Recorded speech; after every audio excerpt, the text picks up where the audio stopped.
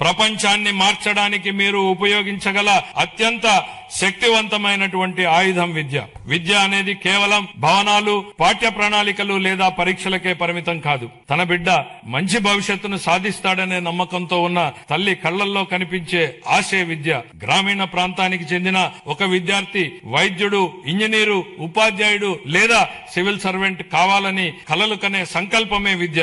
మా ప్రభుత్వం విద్యను కేవలం పరిపాలనా బాధ్యతగా కాకుండా ఒక నైతిక కట్టుబాటుగా పరిగణిస్తుంది. మా దృష్టిలో పాఠశాలలను నిర్మించడం అంటే భవిష్యత్తును నిర్మించడం. శ్రీ నారా లోకేష్ గారి నాయకత్వంలో రాష్ట్రంలో విద్యా విధానం దృక్పథం లక్ష్య సాధన దిశగా దృష్టి సారిస్తోంది. పిల్లలు గ్లోబల్ స్థాయిలో పోటీ పడగల నైపుణ్యాలతో సిద్ధమవుతున్నారు. 2019-24 మధ్య కాలంలో ప్రభుత్వ విద్యా వ్యవస్థ తీవ్రమైనటువంటి సంస్థాగత వెనుకబాటుకు గురైంది. సమగ్ర ప్రణాళిక లేకుండా చేపట్టినటువంటి సంస్కరణలు గందరగోళాన్ని సృష్టించాయి. తొందరపాటు నిర్ణయంతో 1000 పాఠశాలను సిబిఐకి మార్చడం వల్ల సుమారు 90% మంది విద్యార్థులు ఉత్తీర్ణత కాలేకపోయారు. ఉపాధ్యాయుల సన్నద్ధత లేకపోవడంతో టోఫెల్ కార్యక్రమం విఫలమైంది. అమలు సాధ్యాసాధ్యాలు పరిగణలోకి తీసుకోకుండా నాడు ప్రతిపాదించిన ఐబీ పాఠ్య ప్రణాళికలపై ప్రజాధనం వృధా అయింది. నాడు నేడు కార్యక్రమంలో పరిపాలనా వైఫల్యం కారణంగా 7,876 కోట్ల విలువైన